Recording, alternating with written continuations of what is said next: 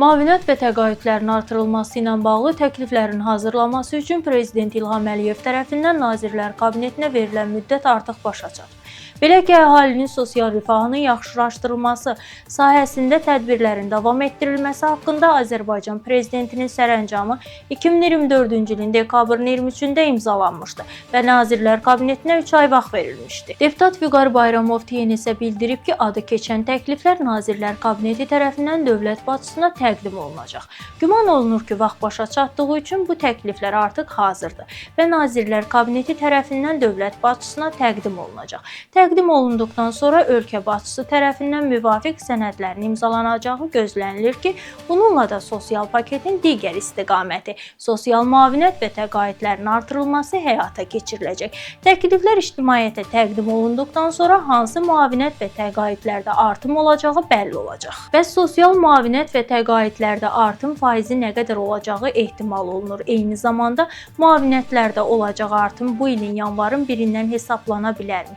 İqtisadçı Xalid Kərimli TNS-ə bildirib ki, təkliflər hazır olsa da tətil müddətində açıqlanması gözlənilmir. Ölkədə bir çox şəxslərə, imtiyazlı şəxslərə, sosial vəziyyəti pis olan şəxslərə hökumət tərəfindən həm aylıq sosial müavinətlər verilir, həm birdəfəlik sosial müavinətlər verilir, həm də eyni zamanda təqaüdlər verilir.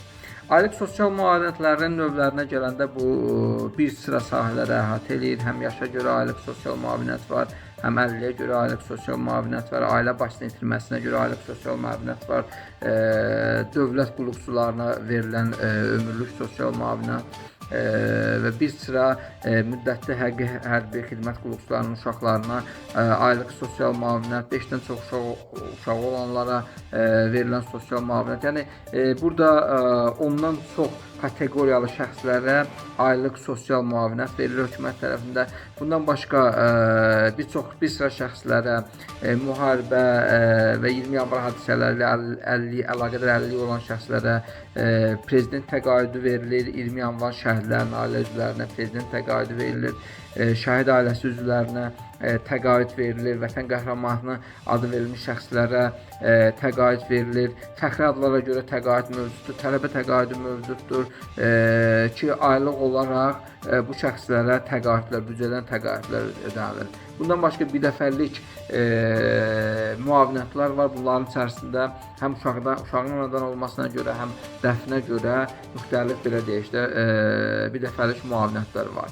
Təbii ki, inflyasiya və hökumətin sosial siyasətinin genişlənməsi bu müavinət və təqaüdlərin də artırılmasını labüd edir. 2025-ci ilin müddətində bunun üçün ehtiyatlar nəzərdə tutulub və hökumətə bu istiqamətdə təkliflərin verilməsi üçün də vaxt verilib və bu vaxt bitdikdən sonra ilin çox böyük ehtimalla ikinci rübündən artıq biz sosial təqaüdlərin və müavinətlərin artırılmasının şahidi olacağıq.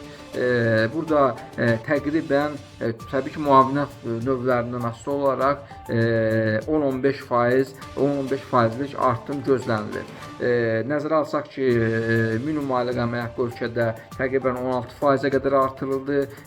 Yaşayış minimumu ölkədə 5%-dən bir qədər çox artırıldı və ölkədəki son 2-3 illik inflyasiyaları nəzərə alsaq, hökumət bu sosial müavinətlərin və təqaüdlərin əhalinin alıcılıq qabiliyyətini bərpa etməsi və həmin şəxslərin, kateqoriyalı şəxslərin sosial vəziyyətini yaxşılaşdırmaq məqsədi ilə təqaüd növündən asılı olaraq, onun indeksasiya edilmə vaxtından asılı olaraq 10-15%-lik ortalama artım planlaşdıracaq, amma bütün bu rəqəmləri, dəqiq rəqəmləri hökumət təkliflər hazırlayır bu istiqamətdə, büdcə imkanlarını və bu təqaüdlərin, müavinətlərin nəzərdə tutulan problemləri həll edilən istiqamətlərdə qiymət artımını, imkanlar dəyişməsini nəzərə alaraq təkliflər verəcək. Amma qeyd etdiyim kimi bu artımlar təqaüd növləri üzrə 10-15% arası olacağı gözlənilir.